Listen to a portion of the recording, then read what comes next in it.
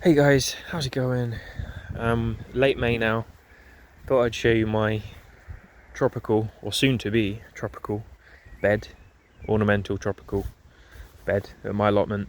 So this whole middle section here, I had planned originally to put like beds of onions and stuff in it, but I don't know, I feel like the raised beds actually, I have enough space around the outside in the raised beds, and they're doing okay now. Potatoes came back pretty well.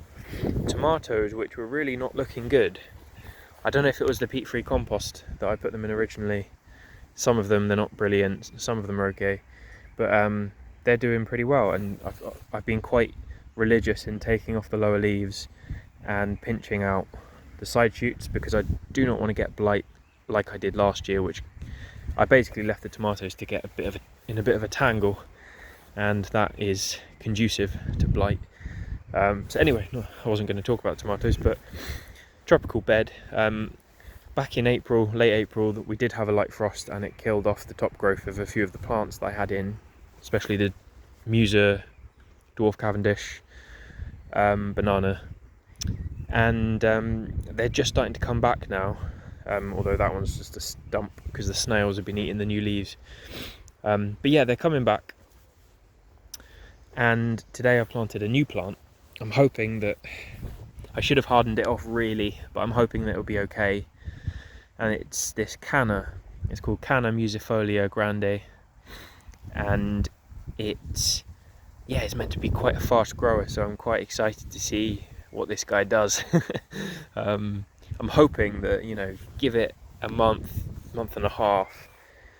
This will be this bed will just be, mental. It'll be huge with foliage everywhere.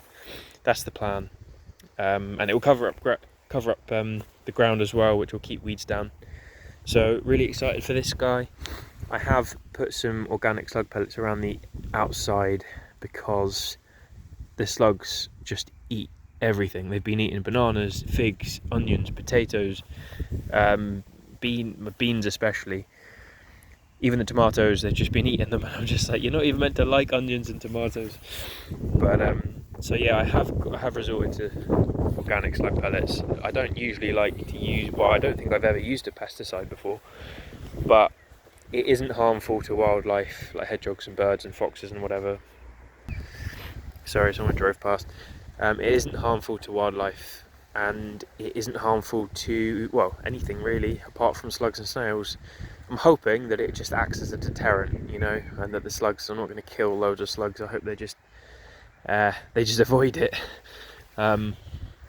So yeah, but it has actually worked on my runner beans, which I planted some of these out maybe a week and a half ago, 2 weeks ago, and they just got completely obliterated by the slugs and snails. And then these four I've kept on and been potting on at home, keeping them in well, I've been taking them inside in the house at night to protect them from the slugs and snails, because I just need them to get going. And it's been a couple of days now. You can see the slug pellets have started to degrade. It's been a couple of days and they're still here. There has been a little bit of leaf damage, but they've probably climbed up on the leaf as opposed to actually getting into the stem. So far so good. It has worked on the beans, so I have done that. Put a little bit of a layer around that new canna.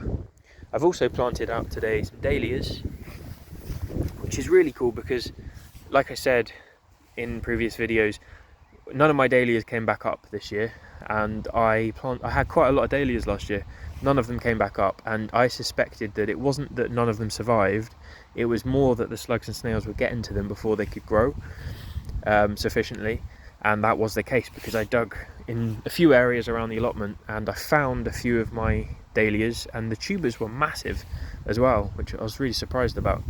So I've been growing them on in the greenhouse, and I've just planted them out, and again I've just put a few slug pellets around the outside just to get them going, because once they go in, it doesn't matter, slugs can do what they want. But it's just when you've got plants, sorry for the wind, when you've got plants in that initial stage of growth, that really juvenile stage, that's when they're most susceptible. It only takes, a slug bite, and then that's it really. So yeah, I've got that dahlia over there.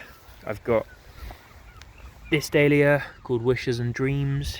Again, dug it up, kept it in the greenhouse free of slugs, and I'm hoping it'll be okay now.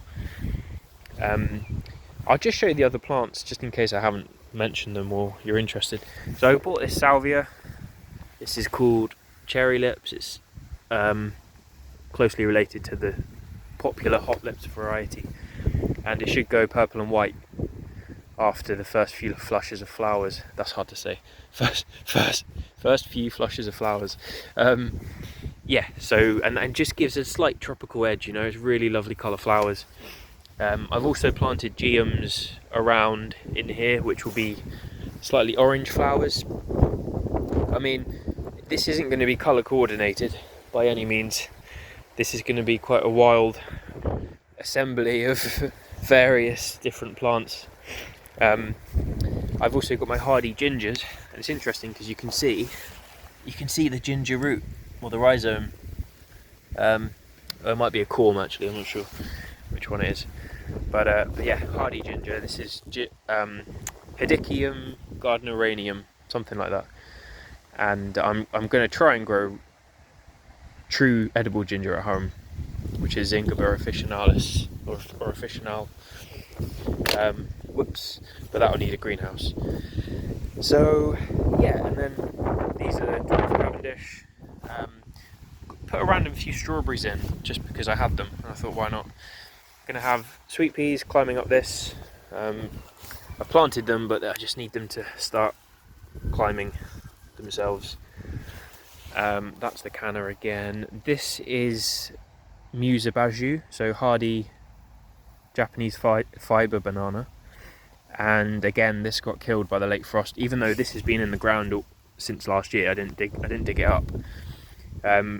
It got killed off the first lot of leaves, and it's coming back up. I've got 4 stems or pseudo stems, and yeah, that should get going quite nicely. Although, to keep the bananas in check, because what I don't want to have just one type of banana go absolutely crazy and dwarf everything else. So I'm going to try and look into how to keep bananas small. It might mean that I take out the biggest stem each year and just leave the pups to grow, which it's a shame in the sense that I probably won't get anything to flower here, because you really need to let them get quite big. But to be honest, this bit, I just want all these different, I just want it to be like a lush tropical forest, a variety of different things instead of just like one group of just one plant. So yeah, that's really the tropical bed, if you like.